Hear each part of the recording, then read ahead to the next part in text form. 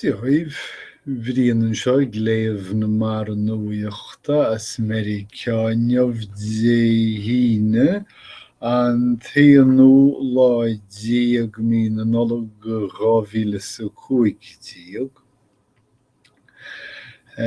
Scéal bhí híon, tá pictiúir an simúil chlúdach a New York Times neamh pictiúr de bhean agus a páist is chosúil agus iad ag caitheamh bheistionaí leis an chorán dearg Dí de sagam cén bhrí atá leis a chorán dearg ach béidir go bhfuil cead sábhailte nó síorchead go mert seo an bhaile Hamza ágáil agus go dtugann na bheistionaí seo sin le fios. Cibé bhaineann an pictiúr le scéal bhaineann le aslanú cónaíoirí ceantar hams atá seilimh na Geanarcach. Agus tugann an scéal seo le fios go bhfuil grúpaí Ceanarcach ag go crochú cóghúilíocht nó ar a laghad grúpa ní hé cóghúilíocht an focail atá weim, blach béidir an focail is fearr chun an míú Francraise úsáid chun dul imon cóchainteannaí. Deannas aga man is cé leis bhfuil siad ag iarraidh na cóchainteannaí seo dhéanamh. A chéile rialta sad nó na tíortha iartharacha, níl sagam. Ach go scéal nó scéal atá ceangailte le seo tugtar le fios go bhfuil an Pentagon ag iarraidh bhunáiteannaí thar léir cheangal isteach in mogulra in ISIS, sin mogulra atá dírithe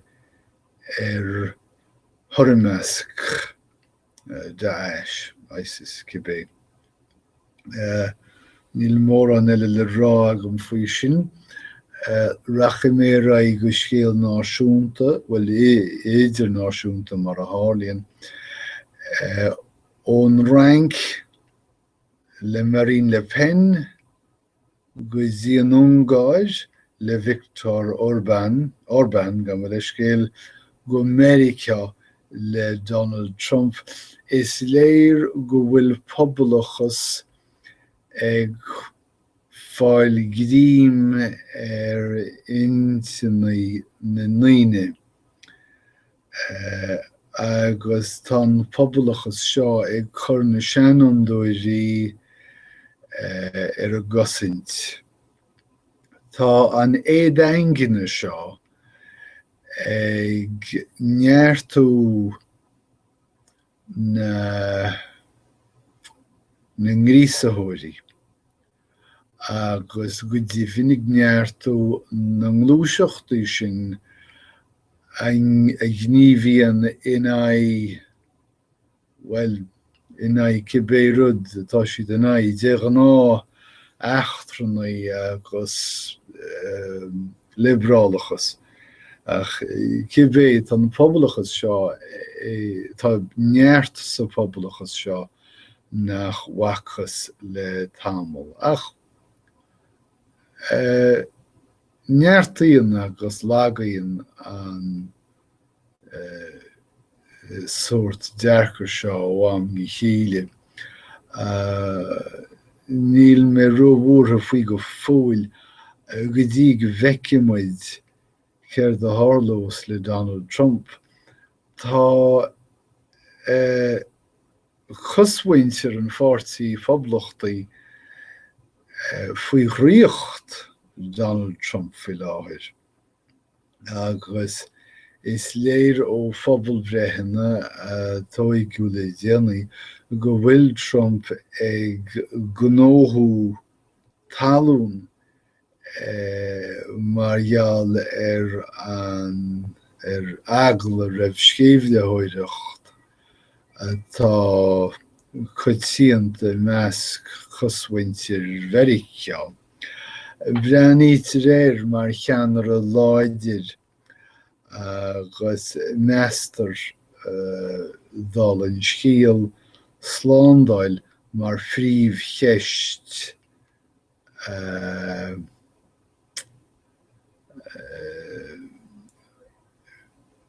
mar an phríomhcheist ratha. Tá imagla ag creimeadh agni phobal Meiriceá agus tá daoine cosúil Donald Trump ag déan na brábúis as an scá sin, as an imagla sin a bhfuil gríimeige chríthe phobal Meiriceá agus is trú agus is mór trú é sin. Gnéalt nach maineann le nuacht an áiríre ach a bhaineann le Meiriceá agus Meiriceánaí, bhaineann sé le drugaí frisicúis agus a minicí is atá siad núsáid le páistí. Bhaineann an cheanlíne le dearann an cheanlíne sa chliomháin go fóill ach ag tógáil drugaí frisicúis. Agus ar na osclaíonn an scéal seo mar a osclaíonn chuid mhaid in i gnéaltaí seo le pictiúr de dhuine áirithe.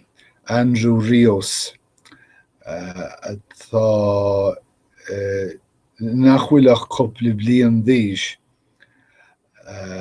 thosa taomhanaí á bhuala agus é 5 d'aois agus as sin amach chuaigh siad an olcas ag 8 d'aois margheall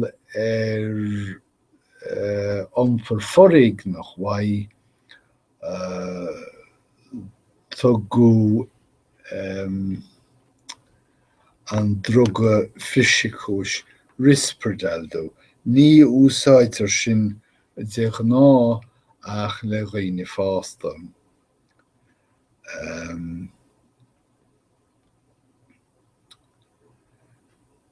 Scéal idirnáisiúnta sort gnéalt eile is dócha a bhaineann leis an tí. Ní léon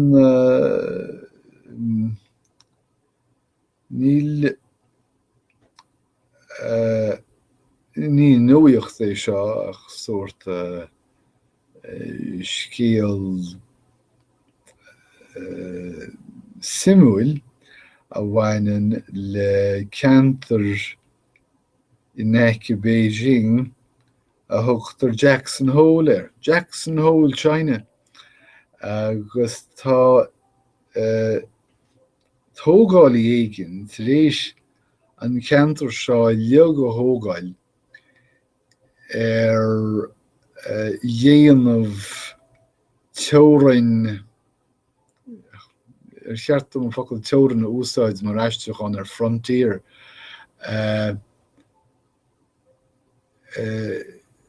Cibé tá an bhaile seo i dtine áirise cheantar fián iarthar Meiriceá san 19ú haois an Wild West a bheag ná bhór.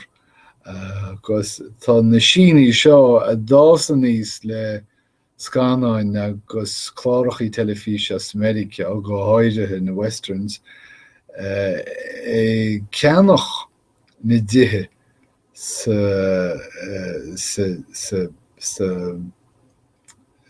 scéim seo. Seo nua de eastát réadach féidir sa tín. Fiantar cliste tá an agus tá ag ceannach na dithe seo. Aisling atá an is cosúil dóibh siúd tá gíre sílan an Meiriceánaí a bheith acu. Tá Governor Connecticut rééis bheart chunspóideach a dhéanamh sin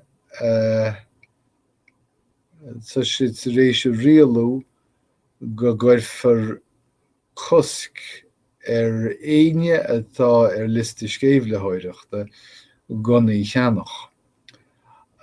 Anis ní gá aon rud a bheith chur de lé chun a bheith na listí seo. Sin ní bheith chunat ach áras-doch. Ach más áras-doch ó fiú mana bhfuil chuir déanta agat ba tarmeasc ort Connecticut gonaí cheannach.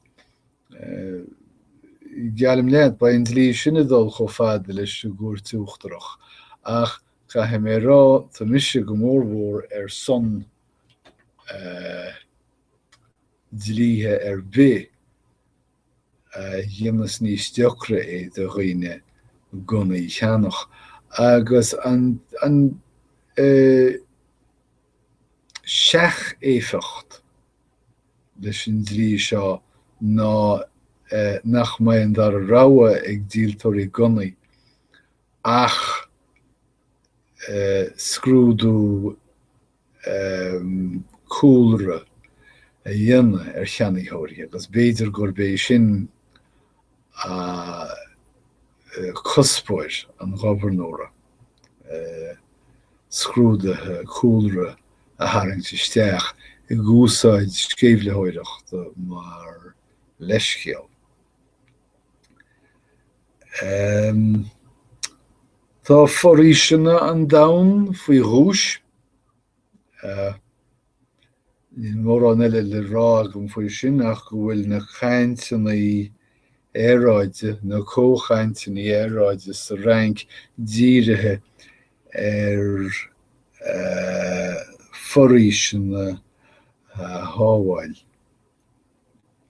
Tá an aráib hádacht rééis tuairt le fios go bhfuil cúntas bháis an táinrethe sin a tharla coppla mío hin I bhfad níos airde ná mar a bheas siad ar dús.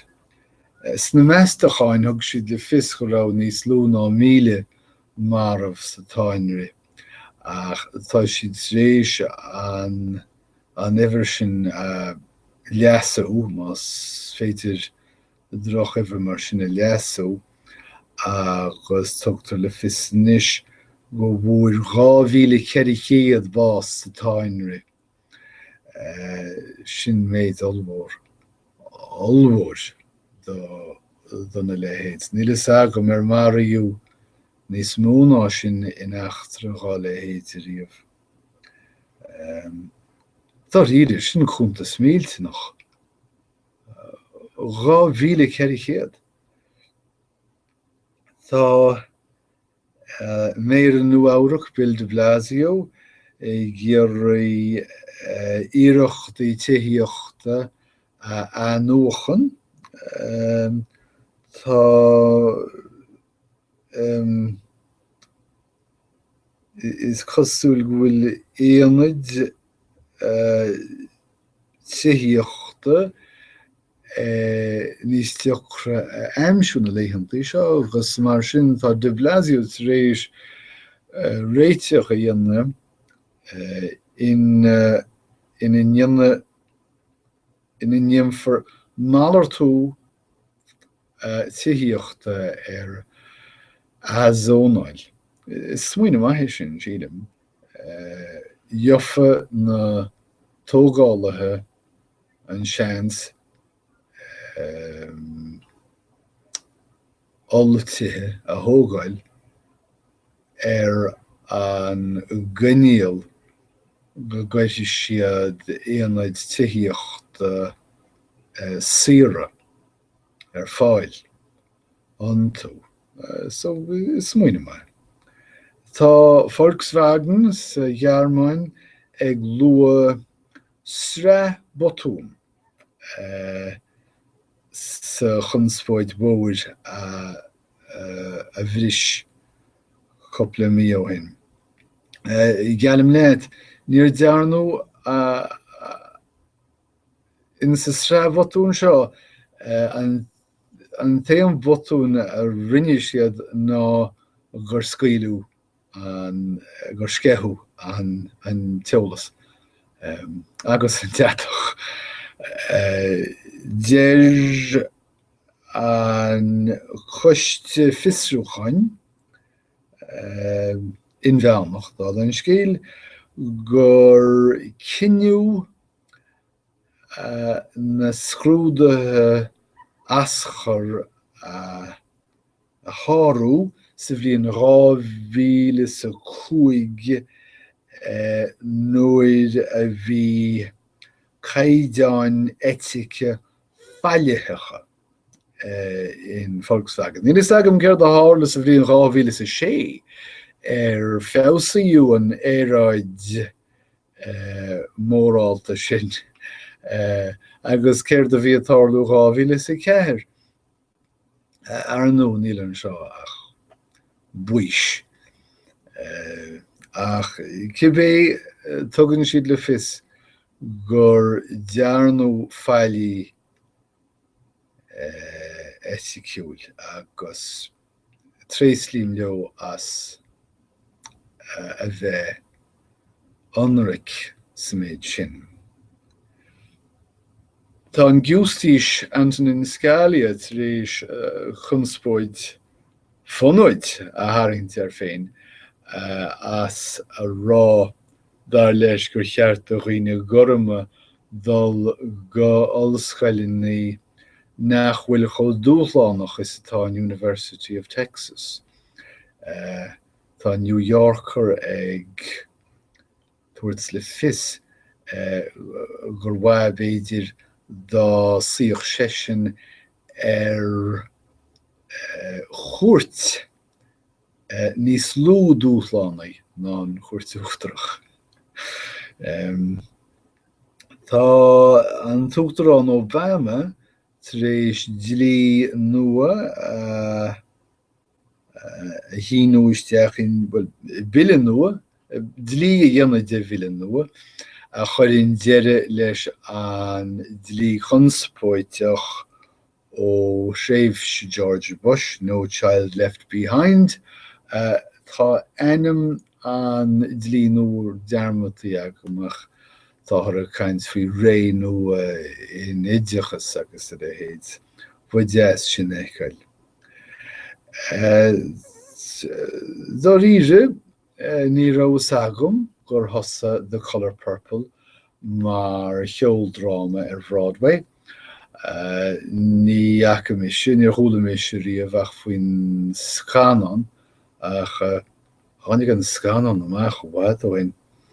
Tá siad sa rééis leagan scafa, leagan lum a dhéanana den sean cheoldráma agus dar leis an léirmheas sa New York Times tá an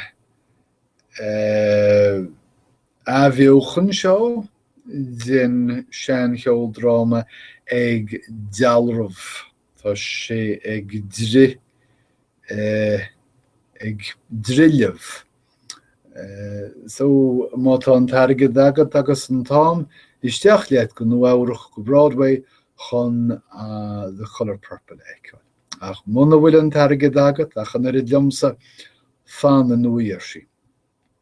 Sin iad na scéalta móra as Meiriceá an láinneamh dé híine an taon ó láidé 2015. Guim deir seachtaine álainn ar go léir agus beannach dé agus go dtí go bheici mu chéile slán hamil.